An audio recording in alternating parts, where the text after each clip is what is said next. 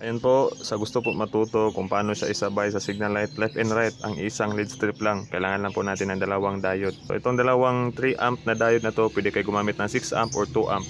May makikita kayong white dyan sa dulo. Dito walang white, yan siya. Combine nyo yung dalawa, 6 amp or 3 amp. Ito kasing 3 amp maliit. Pag 6 amp malaki na. Tapos i-connect nyo siya dito sa yellow wire ng ating natitirang lead strip, kasi yung iba dalawa ang ginagamit, so pwede lang po isa at masasabay na po natin siya sa signal light left and right. Dito nyo itap yung positive ng signal light sa left or right, then dito naman yung isa kahit saan sa dalawa. Kunyari dito yung right positive ng signal light, dito naman yung left positive ng signal light na galing sa ilaw natin. For example, yan, magsisignal na tayo sa right, yan o, yan o, diba blink yan siya, sorry, yan. Tapos left na ulit, diba blink, dapat yun. So ganyan siya, nagra-running light siya. Then right ulit.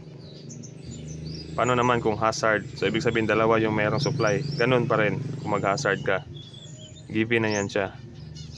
So diode lang po ang kailangan para isang lead strip lang yung magagamit natin, kasi ito is sa Honda Click ng misis ko at sa akin. So dalawa yung in-order namin, pang sasakyan kasi ito, sa kanilang running light doon sa ibabaw ng signal light.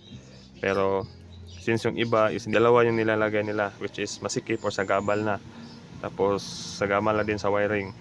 So isa lang yung gagamitin natin, tapos sumasama na siya sa signal light. So yun po, diode lang po ang kailangan natin. Ganun lang po siya pag install.